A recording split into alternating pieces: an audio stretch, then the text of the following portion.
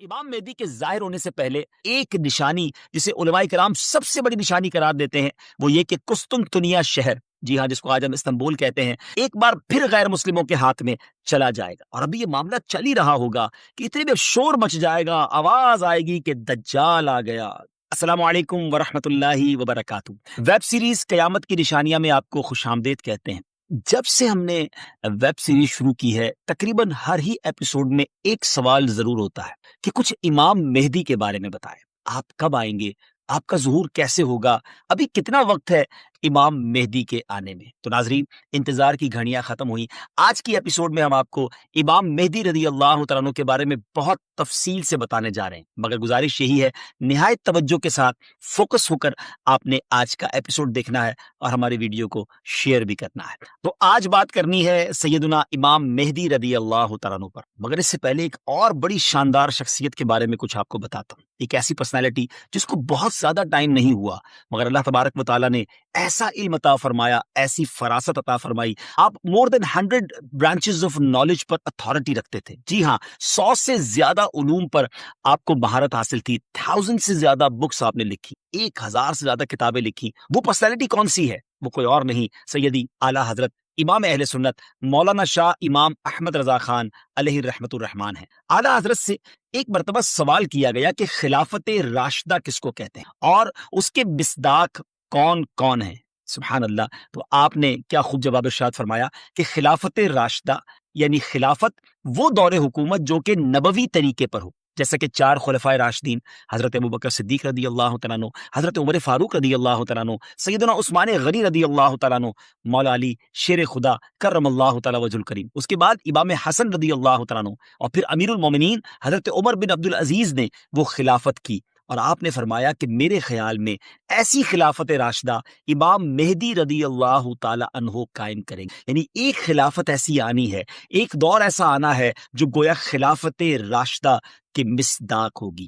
Viewers, امام مہدی رضی اللہ تعالیٰ عنہ کا ظاہر ہونا علماء کرام نے قیامت کی بڑی نشانیوں میں سے ایک نشانی شمار کیا ہے۔ کہا جاتا ہے کہ قیامت سے پہلے ایک وقت ایسا آئے گا جب پوری دنیا میں ہر جگہ کفر کا تسلط ہوگا، یعنی ایوری ویئر کفر جو ہے اس کی حکومت ہوگی، اور تمام زمین فتنہ و فساد سے بھر جائے گی اور لوگ عیش و عشرت میں گم ہو جائیں گے۔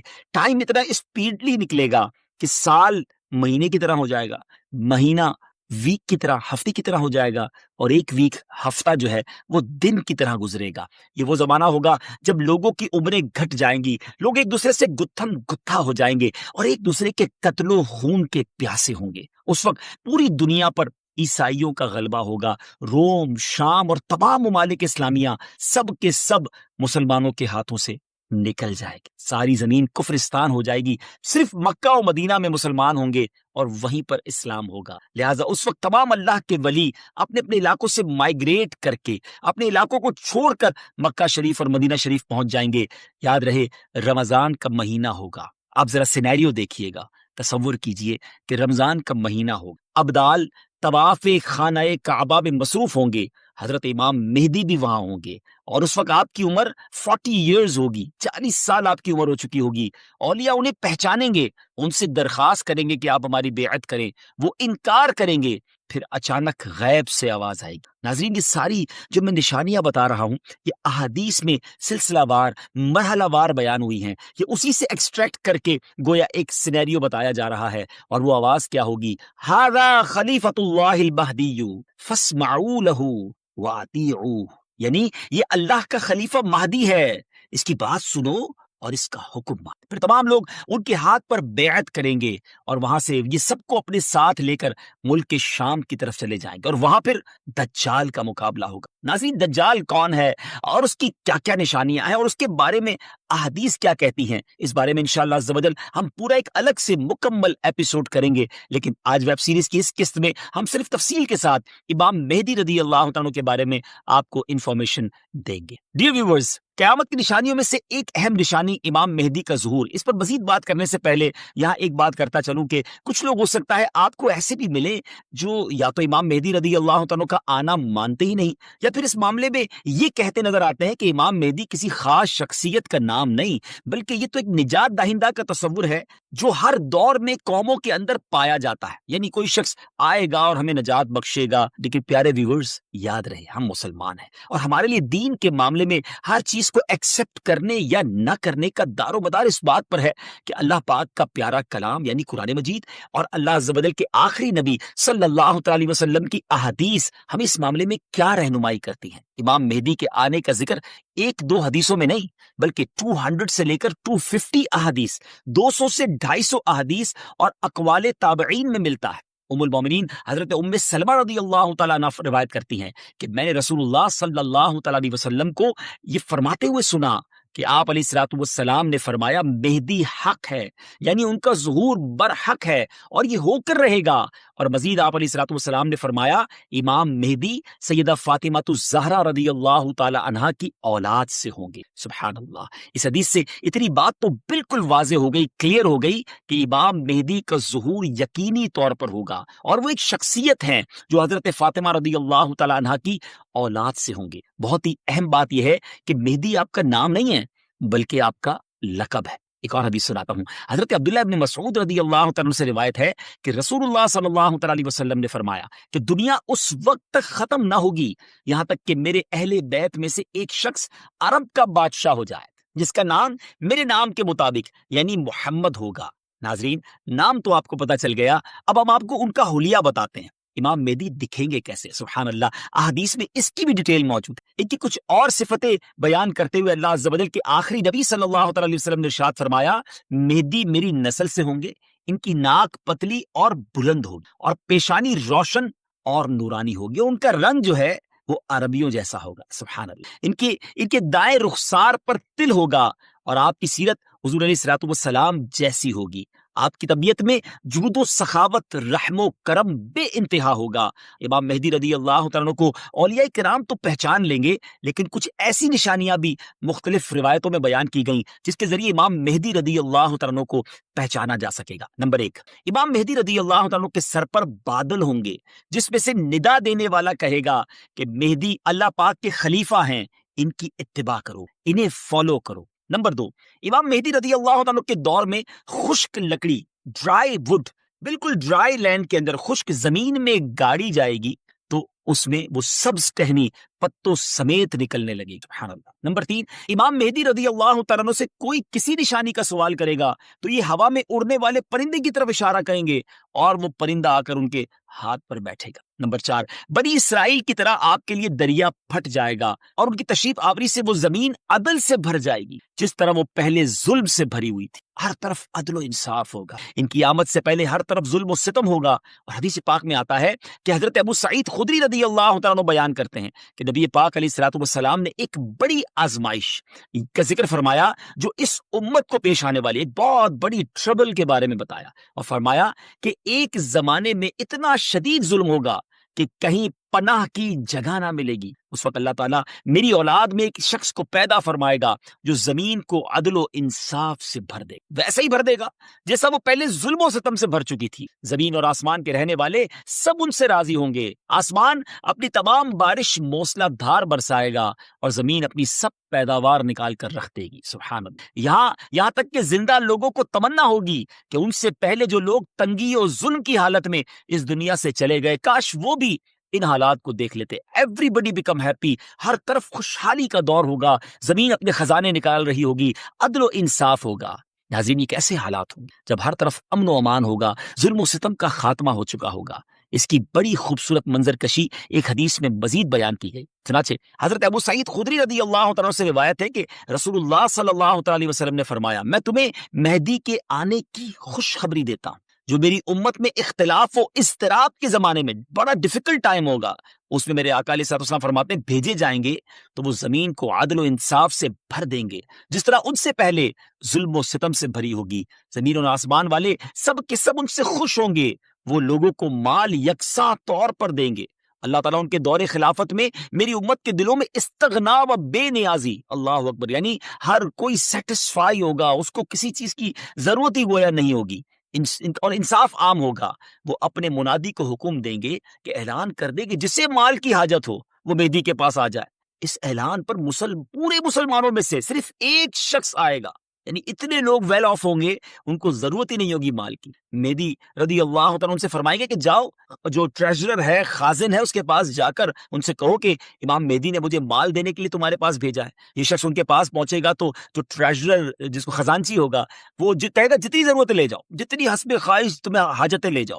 تو وہ اپنی حسب خواہش اپنے دامن کو بال سے بھر لے گا اور خزانے سے باہر لائے گا، تو پھر اسے اپنے عمل پر بھی ندامت ہوگی کہ اپنے دل میں کہے گا کہ امت محمدیہ صلی اللہ تعالیٰ علیہ وسلم میں سب سے بڑھ کر لالچی اور حریص میں ہی ہوں، میرے لیے وہ چیز کافی نہیں جو دوسروں کے واسطے کافی اور وافی تھی۔ سبحان اللہ، اس شرمندگی میں وہ مال واپس کرنا چاہے گا، مگر اس سے یہ مال قبول نہیں کیا جائے گا اور یہ کہہ دیا جائے گا کہ ہم دینے کے بعد واپس نہیں لیتے۔ ناظرین، اس پوری روایت سے سیکھنے کو کیا ملا؟ جب ہر طرف عدل و انصاف ہو، دین کی اصل پکچر اگر زمین پر نافذ کر دی جائے، اصل طریقہ کار اگر نافذ کر دیا جائے، تو پھر غربت بچتی نہیں ہے۔ اصل غربت، اصل پرابلمز، اصل معاملات جو ہے وہ دین سے دوری ہی کی بنا پر ہے۔ امام مہدی رضی اللہ تعالیٰ عنہ گویا اس دنیا میں آ کر یہ ثابت کریں گے کہ اگر پراپر اسلام نافذ کر دیا جائے تو سب چیزیں ٹھیک ہو سکتی۔ بہرحال وہ خوش نصیب لوگ جو امام مہدی رضی اللہ تعالیٰ عنہ کا ساتھ دیں گے، ان کی بھی ایک الگ شان و فضیلت ہوگی۔ حضرت علی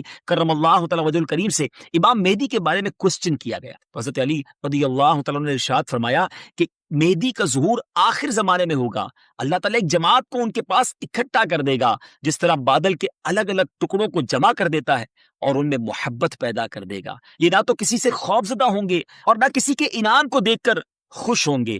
خلیفہ مہدی کے پاس اکٹھا ہونے والوں کی تعداد اصحاب بدر یعنی غزوہ بدر میں شریک ہونے والے صحابہ کرام کی تعداد کے مطابق 313 ہوگی۔ سبحان اللہ، یعنی اس جماعت کو ایک خاص فضیلت حاصل ہوگی جو ان سے پہلے والوں کو حاصل ہوئی نہ بعد والوں کو حاصل ہوگی۔ نیز اس جماعت کی تعداد اصحاب طالوت کی تعداد کے برابر ہوگی، جنہوں نے طالوت کے ہمراہ نہر اردن کو عبور کیا تھا۔ یہاں ایک اہم معلومات آپ کے ساتھ شیئر کرنا چاہتا ہوں کہ آج کل سوشل میڈیا پر امام مہدی رضی اللہ عنہ کے حوالے سے مختلف پریڈکشن کی جاتی ہے کہ امام مہدی آ چکے ہیں یا بس بالکل آنے ہی والے ہیں، اور یہ ویسے ہے بڑا مشکل question, it's a difficult question کہ کب آئیں گے، امام مہدی کا ایگزیکٹلی ظہور کب ہوگا۔ اس سوال کا 100% درست جواب دینا تو مشکل ہے، مگر کچھ نشانیاں ایسی جو امام مہدی رضی اللہ عنہ کے آنے سے پہلے ظاہر ہو جائیں گی، اور کچھ باتیں تو ہم ابتدا میں آپ کو بیان کر چکے ہیں، اور مزید جو واضح نشانیاں ہیں وہ بھی ہم آپ کو شارٹلی بتا دیتے ہیں کہ امام مہدی کے ظاہر ہونے سے پہلے ظاہر ہونے والی جو نشانیاں ہیں ان میں سب سے پہلے نشانی یہ ہے کہ دریائے فرات پہاڑ کی طرف سے پھٹ پڑے گا اور اس میں سے موجود سونا ظاہر ہونے لگے۔ ان کے آنے سے پہلے رمضان شریف کی پہلی تاریخ کو چاند گہن ہوگا، اور اسی دن سیم ڈے دوپہر کے وقت سورج گہن ہوگا، اور ایسا گہن پہلے کبھی نہ ہوا ہوگا۔ یہ دوسری بڑی نشانی ہے۔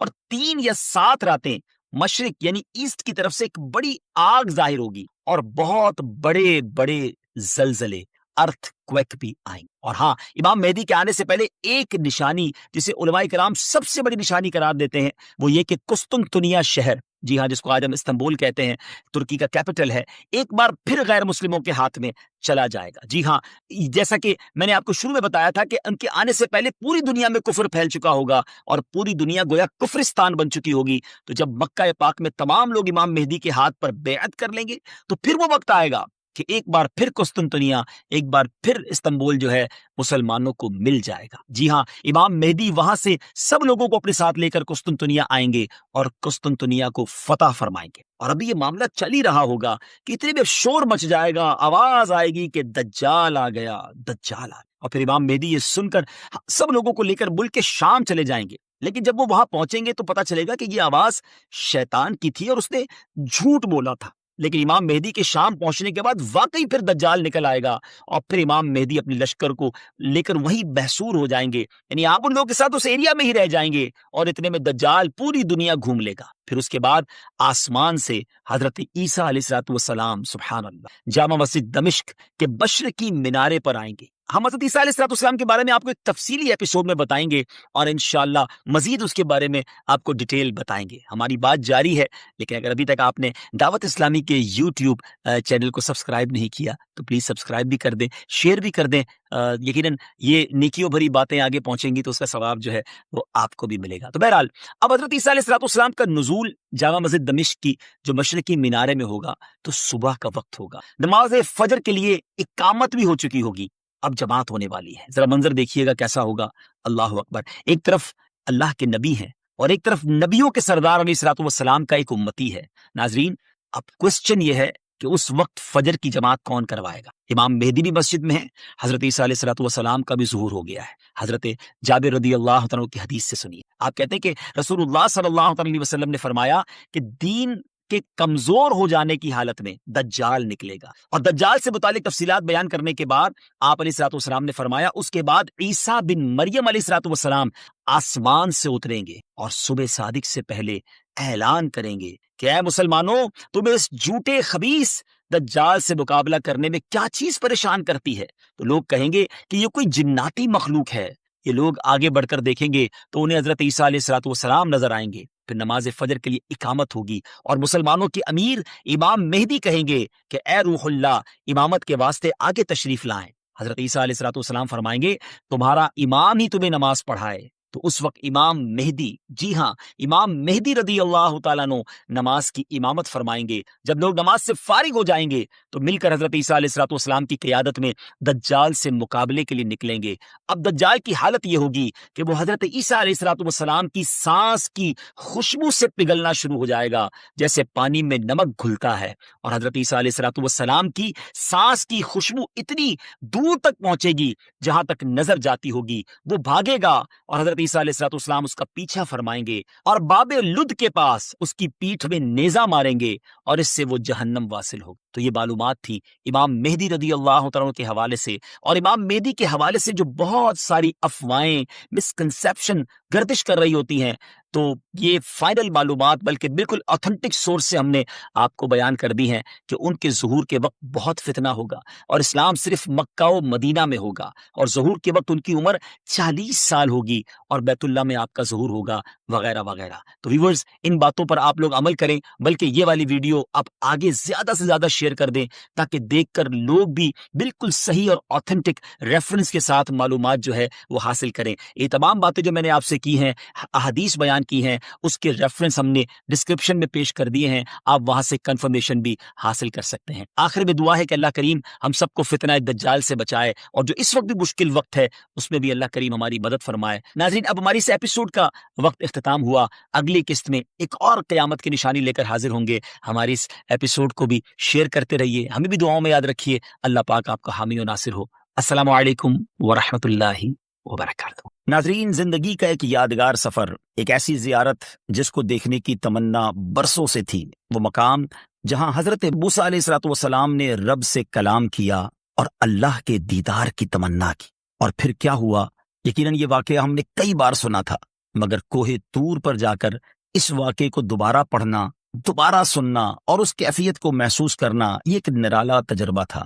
آئیے آپ کو بھی اس سفر پر لیے چلتے ہیں مصر، ایجپٹ اور اس کے شہر شرم الشیخ جہاں سے یہ سفر شروع ہوا.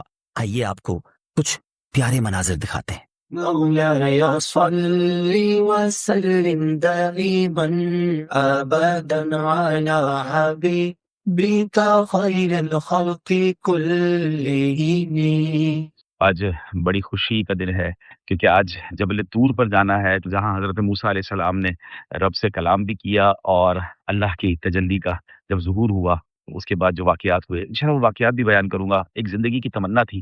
یہ مصر میں ہے اور شرم الشیخ میں جب ہم ہوتے ہیں وہاں سے 3 گھنٹے کا راستہ. آپ دیکھ رہے ہوں گے میں نے کافی گرم کپڑے پہنے ہیں، بالکل تیاری ہے الحمدللہ، کیونکہ دسمبر کے دن ہے. آج 24 دسمبر ہے اور یہ سفر ہے.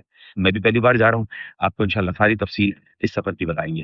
اب بس میں بیٹھ گئے ہیں. بعض اوقات 15 سیٹر گاڑی بھی ہوتی ہے اور آج بڑی بس ہے تو یہ کچھ آئیں گے، تھوڑا ریلیکسنگ ہو جائے گا سفر. یعنی مختلف ہوٹل سے مختلف لوگوں کو پک کرتے ہیں. اچھا یہ میں آپ کو بتا دوں کہ اگر آپ نے جبل طور پہ جانا ہے تو 3 راتوں میں یہ ٹور ہوتا ہے، شب پیر، شب جمعرات اور شب جمعہ. آج شب جمعرات ہے، رجب شریف کی مبارک راتیں ہیں اور انشاءاللہ जबल तूर का सफर है। रात के तकरीबन 8:45 हमारी बस ने हमें पिक किया है होटल से। अब देखते हैं कि कितने लोगों को पिक करते हैं। याद रहे कि मुख्तलिफ आसमानी किताबों में जबल तूर का जिक्र है, कई मजहब के लोग वहाँ जाते हैं। मजीद तफसीलात तो मैं आपको वहाँ पहुँच के बताऊंगा, लेकिन ये मुख्तलिफ होटल से लोगों को पिक करेंगे और फिर उसके बाद ये सफर शुरू होगा इंशाअल्लाह। मेरा चलना, मेरा रुकना, मेरा जाना, मेरा आना। रात का तकरीबन 1 बजा है। अब हम पहुंचे हैं सेंट कैथरीन, ये शहर का नाम बताया जाता है। यहाँ पर कुछ देर के लिए वॉशरूम वगैरह यूज करना है, फिर यहाँ से इंशाल्लाह हम रवाना होंगे आगे के लिए, पहाड़ के लिए। ये हमारे ग्रुप को सईद ग्रुप नाम है, उसको लेके जा रहे हैं और ये कह रहे हैं कि आज बहुत रश होगा और वाकई रश लग रहा है। कई बसेज हैं तो बता रहे हैं कि आपके साथ साथ ही रहना है ताकि आपको प्रॉब्लम ना हो, और पहाड़ पे क्राउड भी होगा। तो अब इंशाल्लाह अल्लाह खैर करेगा। अभी ये ग्रुप सारे को एक साथ लेके जा रहे हैं। हो तेरे वास्ते पूरी हो दुआएं या अल्लाह। जैसा मैंने बताया कि ये सेंट कैथरीन जो है ये लास्ट स्टॉप है जबल मूसा से पहले। अच्छा, ये भी बताया जा रहा है कि जबल तूर जो है वो अलग माउंटेन है, और जबल मूसा जहाँ अल्लाह करीम से हजरत मूसा ने वादी तूर सीना में कलाम किया, ये अब हम वहाँ जा रहे हैं। अच्छा, मुख्तलिफ रिवायतें मिलती हैं। अब हम जब कुरान पाक को पढ़ते हैं, तफसीर पढ़ते हैं, हज़रत मूसा की हिस्ट्री को पढ़ते हैं, तो पता चलता है कि हज़रत मूसा अलैहिस्सलाम ने जो 40 दिन गुजारे और फिर उसके बाद अल्लाह की बारगाह में हाजिरी दी और तौरात शरीफ का जो तोहफा मिला, ये वही जगह है जहाँ हम जा रहे हैं। और फिर यही वो हज़रत मूसा अलैहिस्सलाम ने अल्लाह की बारगाह में अर्ज़ किया कि अल्लाह मैं तुझे देखना चाहता हूँ। और फिर वो जो तजल्ली हुई और पहाड़ रेजा रेजा हो गया, वो पहाड़ भी मौजूद है। इंशाल्लाह उस तरफ जाएंगे इंशाल्लाह। और अभी रात के तकरीबन 1 बज रहा है। ठंड काफी है क्योंकि दिसंबर का महीना है और दिसंबर की भी 24 तारीख है। शर्म शेख में इतनी ठंड नहीं थी, लेकिन अब यहाँ काफी ठंड है, तो काफी लोग अपने लिए गर्म कपड़े वगैरह लेकर आए हैं। लेकिन कुछ तैयारी तो की है, लेकिन ऐसा लग रहा है कि तैयारी कुछ कम है, मजीद तैयारी होनी चाहिए, ग्लव्स वगैरह भी होने चाहिए। एक और बात पता चली कि पहाड़ पर ऊपर जो है वो वॉशरूम भी नहीं है और वजू का इंतजाम भी इनका कहना है नहीं है। आपको पानी की बोतल लेके जानी होगी या फिर आपने तयम्मुम का। बहरहाल देखते हैं इंशाल्लाह, क्योंकि फजर को वहाँ ऊपर पहाड़ पर अदा करनी है। मौलाया सल्ली व सल्लिम दाइमन अबदन अला हबीबिका खैरिल खल्क़ि कुल्ली। हम पहुंच गए हैं माउंट सनाई। अब समझ लें पहाड़ के नीचे है, ये सारी गाड़ियां खड़ी हैं और हमारे ग्रुप को अब ये लेके जा रहे हैं। तकरीबन रात का 1:30 बज रहा है। मेरा चलना, मेरा रुकना, मेरा जाना, मेरा आना। ये वो रास्ता है जो पैदल चलने का है। शुरू के रास्ते में तो लाइट्स वगैरह लगी हुई है, फिर आगे ये लाइट्स वगैरह नहीं होती, फिर ट्रैक बना हुआ है कच्चा। हम तो नॉर्मल पक्के रास्ते पे चल रहे हैं, फिर आगे जाकर पता चलेगा वो मजीद रास्ता कैसा है। यहाँ पर सब लोग अपने गर्म कपड़े पहन रहे हैं। यहाँ गर्म कपड़े मिलते भी हैं, अगर कोई भूल जाए तो यहाँ आप देखें, अभी हमने भी कुछ ग्लव्स लिए हैं। और आप ये देखिए कि यहाँ पर ये यहाँ के मिस्री स्टाइल के गर्म जुब्बे भी मिलते हैं, जैकेट भी मिलते हैं। अब ज़ाहिर है कि आप अगर यहाँ से खरीदेंगे तो महंगे मिलेंगे। अब जरा अब चढ़ना शुरू हो गए हैं हम, सफर जारी है, ग्रुप आगे है और हमने उनसे अर्ज किया कि हमें कैमल चाहिए, तो इंशाल्लाह उम्मीद है कि हमें थोड़ा आगे जाके कैमल भी मिल जाएगा। मैंने भी गर्म टोपी पहन ली है, तो ठंड बढ़ती जा रही है। थोड़ी देर तक तो बताया जाता है कि ये टाइलों वाला रास्ता है, मगर आगे जाके ये रास्ता भी कच्चा हो जाएगा। तकरीबन 6 से 7 किलोमीटर बता रहे हैं और चलना है। आप देखें अल्लाह पाक हिम्मत दे और खैर से पहुंचे। आप देख रहे हो कि अब ऊंट वाले भी आ गए हैं और हमने भी ऊंट की बात की है। मेरा चलना, मेरा रुकना, मेरा जाना, मेरा आना। अल्हम्दुलिल्लाह ऊंट मिल गया है। बिस्मिल्लाहिर्रहमानिर्रहीम। सुब्हानल्लज़ी सख्खर लना हाज़ा वमा कुन्ना लहू मुक़रिनीन व इन्ना लमुनक़लिबून। अस्सलामु अलैका या नबी अल्लाह। अब अगला सफर इंशाल्लाह ऊंट पर होगा और अल्लाह से दुआ है कि सारा सफर खैर के साथ हो। आका, आका, आका, आका। इस वक्त जबल तूर पर है। अल्हम्दुलिल्लाह आधा रास्ता हो गया है। ہر 1-1.5 کلومیٹر بعد کافی شاپ بنا ہوا ہوتا ہے. یہ بھائی موجود ہیں. السلام علیکم ورحمۃ السلام ورحمۃ اللہ اللہ. اور ماشاء اللہ یہاں پر کچھ لوگ جیسے بیٹھنے کی بھی جگہ ہے. This halfway. ہاف وے ہے یہ تقریباً, ٹھیک ہے نا. اب باہر دیکھیں کہ کافی لوگ یہاں پر فورنرز ہیں اور رات کے 3:15 بج گئے ہیں, اور چونکہ صبح صادق سے پہلے اوپر پہنچنا ہے تو قافلے والے یہ کہہ رہے تھے کہ جلدی کریں. بس اب انشاءاللہ 5 منٹ کا بریک لیتے ہیں اور پھر ہم بھی انشاءاللہ اپنے سفر پر روانہ ہیں. میرا چلنا میرا رکنا میرا جانا میرا آنا. جی جناب, صبح کے 4 بج گئے اور الحمدللہ آخری اسٹاپ پہ ہم پہنچ گئے.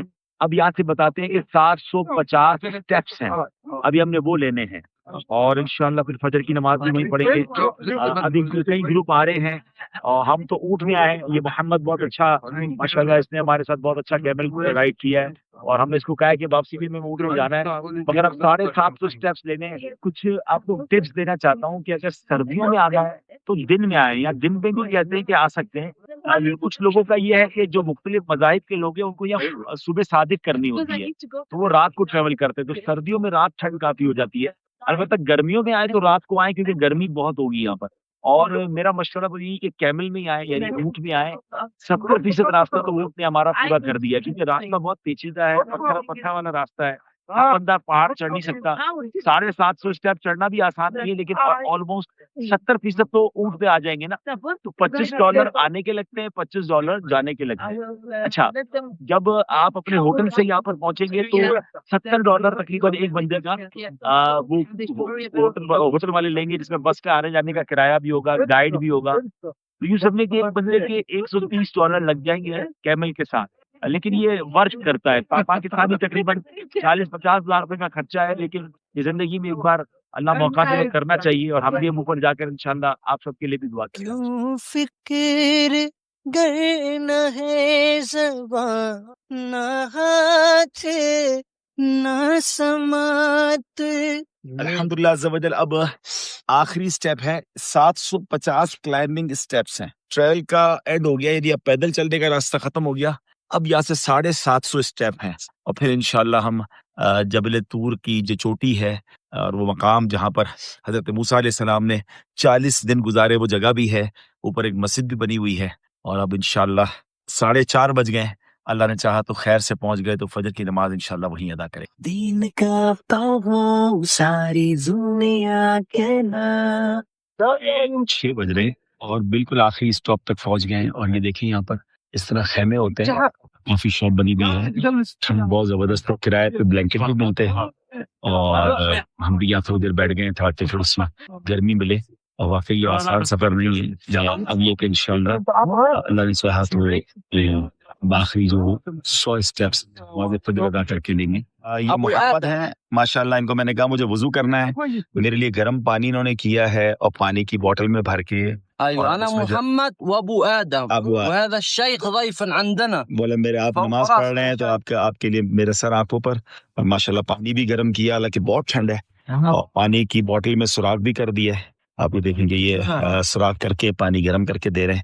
انشاءاللہ پہلے آپ وضو کر لیں, پھر آپ ہماری اسی کافی شاپ میں جو انہوں نے بنائی ہوئی ہے جہاں پر گرم ہے تھوڑا سا ماحول, فجر کی نماز یاد رہے نماز ہر حال میں پڑھنی ہے, اور پانی کا انتظام ہو جائے تو پہلے یقیناً پانی ہی سے وضو کرنا ہے. تو انشاءاللہ وضو کریں گے اور پھر انشاءاللہ نماز پڑھیں گے. بسم اللہ الرحمن الرحیم. زندگی کا یادگار وضو کوہ طور پہ, ٹھنڈی ٹھنڈی ہوائیں ہیں, شروع کرتے ہیں انشاءاللہ. ہر عبادت سے برتر عبادت نماز, ساری دولت سے بڑھ کر ہے دولت نماز. الحمدللہ عز و جل ہم کوہ طور کی چوٹی پر ہیں اور اب بس تھوڑا سا مزید اوپر جانا ہے. یہ آخری چیک پوسٹ ہے, یہاں ہم نے نماز فجر ادا کی ہے. بڑے محبت کرنے والے لوگ ہیں, جب نماز کا کہا تو انہوں نے ہمیں وضو کا پانی بھی دیا. ابھی ہمیں اوپر جانا ہے, آپ دیکھ رہے ہیں کہ لوگ اوپر موجود ہیں اور اپنے اپنے طور پہ کچھ لوگ دعائیں کر رہے ہیں, کچھ عبادت کر رہے ہیں, اور اب ہم انشاءاللہ اوپر کی طرف ہو تیرے واسطے پوری ہو دعائیں یا اللہ. الحمدللہ عز و جل پورا ہو گیا سمٹ, یعنی ہم ماؤنٹ سنائی کی چوٹی پر پہنچ گئے 2285 میٹر پر, اور یہ مختلف مذاہب کے لوگ ہیں. یہ کوہ طور ہے, اور ابھی اس مقام پر بھی جائیں گے جہاں حضرت موسیٰ علیہ السلام نے 40 راتیں ہو تیرے واسطے پوری ہو دعائیں یا اللہ. ناظرین، بات ہے اللہ کریم کے حکم پر کوہ طور حاضری دینے کی. معاملہ یہ تھا کہ حضرت موسیٰ علیہ السلام نے مصر میں بنی اسرائیل سے وعدہ فرمایا تھا کہ جب اللہ تعالیٰ ان کے دشمن فرعون کو ہلاک فرما دے گا تو وہ ان کے پاس اللہ تعالیٰ کی جانب سے ایک کتاب لائیں گے جس میں حلال و حرام کا بیان ہوگا. جب اللہ تعالیٰ نے فرعون کو ہلاک کر دیا تو حضرت موسیٰ علیہ السلام نے بارگاہ الہی میں وہ کتاب نازل کرنے کی درخواست کی. اس پر انہیں حکم ملا کہ 30 روزے رکھیں. یہ ذوالقعدہ کا مہینہ تھا. جب حضرت موسیٰ علیہ السلام روزے پورے کر چکے تو آپ کو اپنے دہن مبارک میں ایک طرح کی بو معلوم ہوئی جو عموماً روزے میں نہ کھانے کی وجہ سے پیدا ہو جاتی ہے. اس وجہ سے آپ نے مسواک کر لی. فرشتوں نے ان سے عرض کی ہمیں آپ کے منہ سے بڑی محبوب خوشبو آیا کرتی تھی. آپ نے مسواک کر کے اسے ختم کر دیا. اللہ تعالیٰ نے انہیں حکم فرمایا کہ ماہ ذوالحجہ میں 10 روزے اور رکھیں اور ارشاد فرمایا اے موسیٰ کیا تمہیں معلوم نہیں کہ روزے دار کے منہ کی خوشبو میرے نزدیک مشک کی خوشبو سے زیادہ پاکیزہ ہے. حضرت موسیٰ علیہ السلام نے پہاڑ پر مناجات کے لیے جاتے وقت اپنے بھائی حضرت ہارون علیہ السلام سے فرمایا اخلفنی فی قومی واصلح ولا تتبع سبیل المفسدین. ترجمہ، تم میری قوم میں میرا نائب رہنا اور اصلاح کرنا اور فسادیوں کے راستے پر نہ چلنا. یہاں حضرت موسیٰ علیہ السلام نے حضرت ہارون علیہ السلام سے جو اصلاح اور صحیح راستے پر چلنے کا فرمایا وہ حقیقت میں آپ کے واسطے سے بنی اسرائیل کو فرمایا تھا، ورنہ انبیاء کرام علیہ السلام تو فسادیوں کے راستے پر چلنے سے معصوم ہیں. یہ بھی ہو سکتا ہے کہ حضرت موسیٰ علیہ السلام کا حضرت ہارون علیہ السلام کو یہ فرمانا بطور تاکید و استقامت کے ہو. یہ سفر بڑا نرالا تھا. اللہ کی بارگاہ میں حاضری دینی تھی. حضرت موسیٰ علیہ السلام اپنی قوم میں سے 70 آدمیوں کو بھی منتخب کر کے ساتھ لے گئے تھے. راستے میں کلام پروردگار سننے کے شوق میں آگے بڑھ گئے اور ساتھیوں سے فرمایا کہ میرے پیچھے پیچھے چلے آؤ. اس پر اللہ تعالیٰ نے فرمایا وَمَا أَعْجَلَكَ عَنْ قَوْمِكَ يَا موسیٰ، اور اے موسیٰ تجھے اپنی قوم سے کس چیز نے جلدی میں مبتلا کر دیا؟ حضرت موسیٰ نے جو جواب دیا وہ بھی قرآن میں موجود ہے. کیا پیارا جواب ہے. ہم اولائی علی اثری وعجلت الیک ربی لترضی. ترجمہ، اور یہ میرے پیچھے ہیں اور اے میرے رب میں نے تیری طرف اس لیے جلدی کی تاکہ تو راضی ہو جائے. یہاں ایک نقطہ قابل ذکر ہے. اللہ تعالیٰ نے اپنے کلیم حضرت موسیٰ علیہ السلام کے بارے میں بیان فرمایا کہ انہوں نے رضائے رب کے حصول کے لیے کوہ طور پر پہنچنے میں جلدی کی، جبکہ اپنے حبیب محمد مصطفیٰ صلی اللہ تعالیٰ علیہ وسلم کے بارے میں ارشاد فرماتا ہے قد نرا تقلب وجهك في السماء فلنولينك قبلة ترضاها. ہم تمہارے چہرے کا آسمان کی طرف بار بار اٹھنا دیکھ رہے ہیں تو ضرور ہم تمہیں اس قبلے کی طرف پھیر دیں گے جس میں تمہاری خوشی ہے. اور ارشاد فرمایا وَلَسَوْفَ يُعْطِيكَ رَبُّكَ فَتَرْضَىٰ، اور بے شک قریب ہے کہ تمہارا رب تمہیں اتنا دے گا کہ تم راضی ہو جاؤ گے. اعلیٰ حضرت امام اہل سنت نبی پاک علیہ الصلوۃ والسلام سے رب کے اس پیار کے بارے میں کیا خوب فرماتے ہیں خدا کی رضا چاہتے ہیں دو عالم، خدا کی رضا چاہتے ہیں دو عالم، خدا چاہتا ہے رضائے محمد. اللہ کریم نے حضرت موسیٰ علیہ السلام سے کلام فرمایا، اس پر ہمارا ایمان ہے. کلام کی حقیقت اللہ تعالیٰ بہتر جانتا ہے. کتابوں میں مذکور ہے کہ جب حضرت موسیٰ علیہ السلام اللہ تعالیٰ سے ہم کلام ہونے کے لیے حاضر ہوئے تو آپ نے طہارت کی، پاکیزہ لباس پہنا اور روزہ رکھ کر طور سینا میں حاضر ہوئے. اللہ تعالیٰ نے ایک بادل نازل فرمایا جس نے پہاڑ کو ہر طرف سے 4 فرسنگ یعنی 12 میل کی مقدار ڈھک لیا. شیاطین اور زمین کے جانور حتیٰ کے ساتھ رہنے والے فرشتے تک وہاں سے علیحدہ کر دیے گئے. آپ کے لیے آسمان کھول دیا گیا تو آپ نے ملائکہ کو ملاحظہ فرمایا کہ ہوا میں کھڑے ہیں.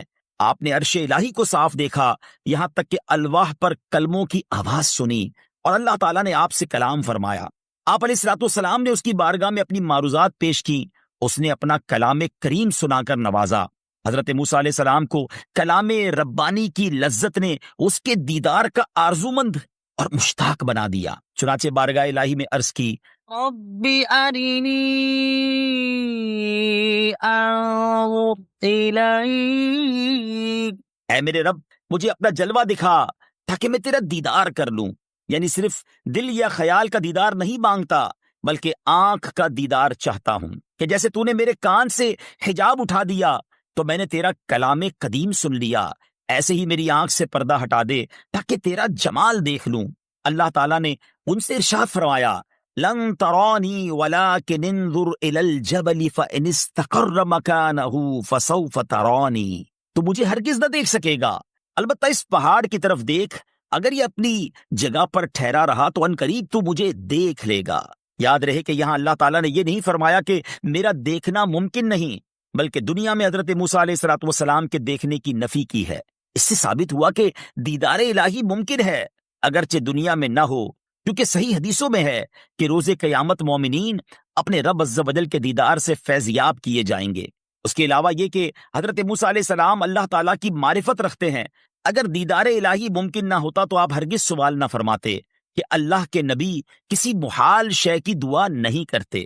قصہ مختصر، جب رب تعالیٰ نے پہاڑ پر اپنا نور چمکایا تو وہ پہاڑ پاش پاش ہو گیا اور حضرت موسیٰ علیہ السلام بے ہوش ہو کر گر گئے۔ پھر جب ہوش آیا تو عرض کی سبحانک تبت الیک وانا اول المؤمنین، تو پاک ہے، میں تیری طرف رجوع لایا اور میں سب سے پہلا مسلمان ہوں۔ یہاں ایک نکتہ قابل ذکر ہے کہ حضرت موسیٰ علیہ السلام نے اللہ تعالیٰ سے اپنا دیدار کروانے کی دعا کی تو اللہ تعالیٰ نے انہیں منع فرمایا، پہاڑ تجلی ربانی برداشت نہ کر سکا اور پاش پاش ہو گیا اور حضرت موسیٰ علیہ السلام بے ہوش ہو کر زمین پر تشریف لے آئے، جبکہ اپنے حبیب علیہ السلام کے بارے میں اللہ تعالیٰ نے ارشاد فرمایا وَهُوَ بِالْأُفُقِ الْأَعْلَى ثُمَّ دَنَا فَتَدَلَّى فَكَانَ قَابَ قَوْسَيْنِ أَوْ أَدْنَى فَأَوْحَى إِلَى عَبْدِهِ مَا أَوْحَى مَا كَذَبَ الْفُؤَادُ مَا رَأَى أَفَتُمَارُونَهُ عَلَى مَا يَرَى وَلَقَدْ رَآهُ نَزْلَةً أُخْرَى عِندَ سِدْرَةِ الْمُنتَهَى عِندَهَا جَنَّةُ الْمَأْوَى إِذْ يَغْشَى السِّدْرَةَ مَا يَغْشَى مَا زَاغَ الْبَصَرُ وَمَا طَغَى۔ اس حال میں کہ وہ آسمان کے سب بلند کنارے پر تھے، پھر وہ جلوہ قریب ہوا، پھر اور زیادہ قریب ہو گیا تو 2 کمانوں کے برابر بلکہ اس سے بھی کم فاصلہ رہ گیا۔ پھر اس نے اپنے بندے کو وحی فرمائی، جو اس نے وحی فرمائی دل نے اسے جھوٹ نہ کہا، جو آنکھ نے دیکھا تو کیا تم ان سے ان کے دیکھے ہوئے پر جھگڑتے ہو؟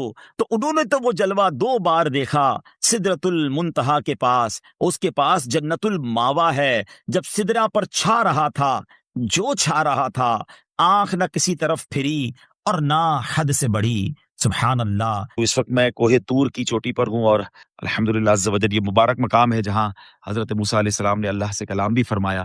40 دن یہاں پر جب تشریف لائے تھے، حاضر ہوئے تھے، تو آپ کو تورات شریف بھی عطا ہوئی، اور پھر اللہ کریم سے جب گفتگو ہوتی تھی تو اللہ سے دیدار کی تمنا کی اور ارشاد ہوا کہ لن ترانی ہے موسیٰ، تم مجھے نہیں دیکھ سکو گے، اور پھر اس کے بعد ایک پہاڑ پر تجلی نازل کی گئی۔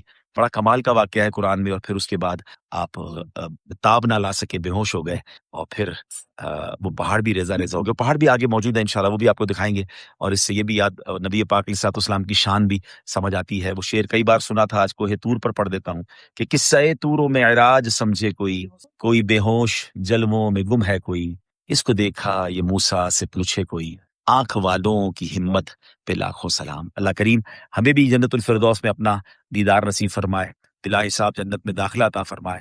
مبارک مقام ہے، بڑی تمنائیں لے کر، بڑی دعائیں لے کر آئے ہیں، اللہ ان دعاؤں کو اپنی بارگاہ میں قبول فرمائے۔ کوہ طور کی حاضری عطا فرمائی ہے، اب رب کریم ہمیں جلدی جلدی مکہ مدینے کی بھی حاضری عطا فرمائے۔ جتنے لوگ اس ویڈیو کو دیکھ رہے ہیں، اللہ کریم سب کی مشکلیں آسان فرمائے اور سب پر اپنا خاص فضل و کرم فرمائے۔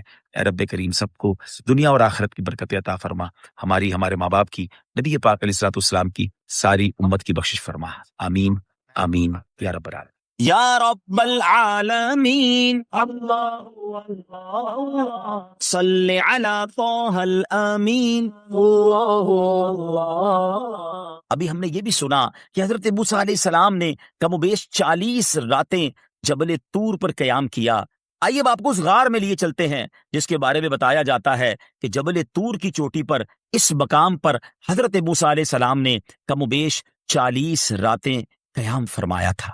کوہ طور پر یہ ایک مسجد بھی بنی ہوئی ہے، اور الحمدللہ یہاں بھی نوافل پڑھنے کی سعادت ملی ہے۔ بڑا ہی روحانی منظر ہے. صبح کا وقت ہے اور یہاں پر دنیا بھر کے لوگ آتے ہیں. یہاں پر ایک ایسا مقام بھی ہے کہ جہاں حضرت موسیٰ علیہ السلام نے 40 راتیں عبادت کی ہے جو بتایا جاتا ہے. تو آئیے اب اس مقام پر چلتے ہیں. حسبی ربی جل اللہ اللہ اللہ ما فی قلبی غیر اللہ اللہ اللہ. مقدس مقام ہے، مبارک مقام ہے. اس مقام کو اپنی ایمان پہ گواہ کر لیتے ہیں. لا الہ الا اللہ محمد رسول اللہ صلی اللہ تعالی علیہ وسلم میں مقام کی گواہ ہو جا. ہم مسلمان ہیں، حنفی ہیں، قادری ہیں. حضرت موسیٰ علیہ السلام کو سختہ نصیب فرما. آئیے ہم وہ آیت لے لیتے ہیں جہاں کو لنک دیتا ہے، بتایا جاتا ہے کہ اس کے دوبارہ حاضری ہوگی.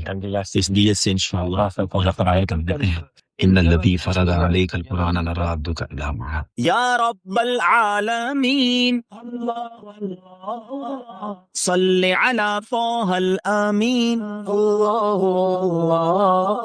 آئیے ناظرین اب آپ کو وہ پہاڑ دکھاتے ہیں جس کو جبل تجلی کہا جاتا ہے. اس پہاڑ پر اللہ کریم نے جب اپنی تجلی نازل فرمائی وہ پہاڑ ریزہ ریزہ ہو گیا. آپ اس وقت جو پہاڑ دیکھ رہے ہیں یہ وہی مبارک پہاڑ ہے جس کو جبل تجلی کہا جاتا ہے. اس پہاڑ کا دیدار کیجئے اور ہم رب کریم سے دعا کرتے ہیں کہ مولا ہمیں بھی قیامت کے دن اپنے دیدار سے مشرف فرما. حضرت موسیٰ علیہ الصلوۃ والسلام کا فیضان ہمیں بھی نصیب فرما. یہ وہی پہاڑ ہے جہاں اللہ کریم نے آپ کی تجلی کا نزول فرمایا. یہ پہاڑ ریزہ ریزہ ہو گیا. اب دیکھیں یہ پہاڑ باقی تمام پہاڑوں سے ہائٹ میں بھی چھوٹا ہے، کلر بھی فرق ہے، اور یہ پوری وادی سینا ہے جس کو پورے سینا کہا جاتا ہے. اور جبل طور پہ ہم کھڑے ہیں اور یہ وہ مبارک پہاڑ ہے. آپ یہ منظر دیکھ رہے ہیں کوہ طور کا، اور کیا ہی شاندار منظر ہے. صبح کا منظر ہے، نورانی پہاڑ ہے، اور الگ ہی اس کے یوں سمجھیے کہ اس کی ایک پوری کیفیت ہے. یہاں ایک مسجد بھی بنی ہوئی ہے الحمدللہ. اس مسجد میں نماز پڑھنے کی سعادت بھی ملی، اور وہ مقام بھی ہے جہاں حضرت موسیٰ علیہ السلام نے تقریباً 40 راتیں گزاری. اس میں بھی جا کر الحمدللہ اس مقام کو، اس چھوٹے سے غار کو جہاں محراب بھی بنی ہے، اپنے ایمان کا گواہ کرنے کی بھی سعادت ملی. اللہ تبارک و تعالیٰ نے حضرت موسیٰ علیہ السلام کو دیدار کے مطالبے پر منع فرما دیا. پھر انہیں ان پر کیے گئے انعامات گنوا کر تسلی دیتے ہوئے شکر کرنے کا حکم دیا. گویا کہ اللہ تعالیٰ نے ان سے ارشاد فرمایا، اے موسیٰ دیدار کا مطالبہ کرنے پر اگرچہ منع کر دیا گیا لیکن میں نے تمہیں فلاں فلاں عظیم نعمتیں تو عطا فرمائی ہیں، لہٰذا دیدار سے منع کرنے پر اپنا سینہ تنگ نہ کرو. تم ان نعمتوں کی طرف دیکھو جن کے ساتھ میں نے تمہیں خاص کیا کہ میں نے اپنی رسالتوں کے ساتھ تجھے لوگوں پر منتخب کر لیا اور تمہیں مجھ سے بلا واسطہ ہم کلامی کا شرف عطا ہوا، جبکہ دیگر انبیاء و مرسلین علیہ السلام سے فرشتے کے واسطے کلام ہوا. ارشاد باری تعالیٰ ہے، يا موسى إني اصطفيتك على الناس برسالاتي وبكلامي فخذ ما آتيتك وكن من الشاكرين. اے موسیٰ میں نے اپنی رسالتوں اور اپنے کلام کے ساتھ تجھے لوگوں پر منتخب کر لیا، تو جو میں نے تمہیں عطا فرمایا ہے اسے لے لو اور شکر گزاروں میں سے ہو جاؤ. یاد رہے کہ آیت میں جو بیان ہوا کہ اللہ تعالیٰ نے حضرت موسیٰ کو اپنی رسالتوں اور اپنے کلام کے ساتھ لوگوں پر منتخب کر لیا، اس میں لوگوں سے مراد ان کے زمانے کے لوگ ہیں، اور اس میں کوئی شک نہیں کہ حضرت موسیٰ علیہ السلام اپنے زمانے کے لوگوں میں سب سے زیادہ عزت و مرتبے، شرافت و وجاہت والے تھے، کیونکہ آپ صاحب شریعت تھے اور آپ پر اللہ تعالیٰ کی کتاب تورات بھی نازل ہوئی. لہٰذا اس سے حضرت ابراہیم علیہ السلام اور ہمارے نبی حضرت محمد علیہ الصلوۃ والسلام پر حضرت موسیٰ کی فضیلت ثابت نہیں ہوتی. یہاں اللہ کریم نے حضرت موسیٰ سے جو کلام کیا سورہ طٰہٰ میں یہ بھی موجود ہے. فلما أتاها نودي يا موسى إني أنا ربك فاخلع عليك إنك بالواد المقدس طوى وأنا اخترتك فاستمع لما يوحى إنني أنا الله لا إله إلا أنا فاعبدني وأقم الصلاة لذكري إن الساعة آتية أكاد أخفيها لتجزى كل نفس بما تسعى فلا يصدنك عنها من لا يؤمن بها واتبع هواه فتردى. ترجمہ، پھر وہ جب آگ کے پاس آئے تو ندا فرمائی گئی کہ اے موسیٰ، بے شک میں تیرا رب ہوں تو تو اپنے جوتے اتار دے، بے شک تو پاک وادی طوا میں ہے اور میں نے تجھے پسند کیا، تو اب اسے غور سے سن جو وحی کی جاتی ہے، بے شک میں ہی اللہ ہوں، میرے سوا کوئی معبود نہیں، تو میری عبادت کر اور میری یاد کے لیے نماز قائم رکھ، بے شک قیامت آنے والی ہے، قریب ہے کہ میں اسے چھپا رکھوں تاکہ ہر جان کو اس کی کوشش کا بدلہ دیا جائے، تو قیامت پر ایمان نہ لانے والا اور اپنی خواہش کی پیروی کرنے والا ہرگز تجھے اس کے ماننے سے باز نہ رکھے، ورنہ تو ہلاک ہو جائے گا۔ یہاں آخری آیت میں خطاب بظاہر حضرت موسیٰ علیہ السلام سے ہے، اور اس سے مراد آپ علیہ السلام کی امت ہے، یعنی گویا کہ ارشاد فرمایا کہ اے امت موسیٰ، قیامت کا منکر اور خواہش کا بندہ تجھے قیامت پر ایمان سے باز نہ رکھے، ورنہ تو ہلاک ہو جائے گا۔ ناظرین، اب آپ کو ایک ایسے درخت کی طرف لیے چلتے ہیں۔ اللہ اکبر! جب سے اس درخت کے بارے میں سنا تھا بڑی تمنا تھی کہ کبھی اس کا دیدار نصیب ہو، مگر اس سے پہلے کہ آپ کو اس درخت کے بارے بتایا جائے، ایک قرآنی واقعہ بتاتا ہوں۔ جب حضرت موسیٰ علیہ السلام نے حضرت شعیب علیہ السلام کے پاس جو ذمہ داری تھی، ملازمت تھی، اس کی مدت پوری کر دی، تو حضرت شعیب علیہ السلام نے آپ کا نکاح اپنی بڑی صاحبزادی صفورہ سے کر دیا۔ پھر آپ نے حضرت شعیب علیہ السلام سے مصر کی طرف واپس جانے کی اجازت چاہی، تو آپ علیہ السلام نے اجازت دے دی۔ چنانچہ حضرت موسیٰ علیہ السلام اپنی زوجہ کو لے کر مصر کی طرف چلے۔ سفر کے دوران جب آپ ایک جنگل میں تھے، اندھیری رات تھی، سردی شدت کی پڑ رہی تھی اور راستہ گم ہو گیا تھا، تو اس وقت آپ نے کوہ طور کی طرف ایک آگ دیکھی۔ اسے دیکھ کر آپ نے اپنی زوجہ سے فرمایا، امکثوا انی آنست نارا لعلی آتیکم منہا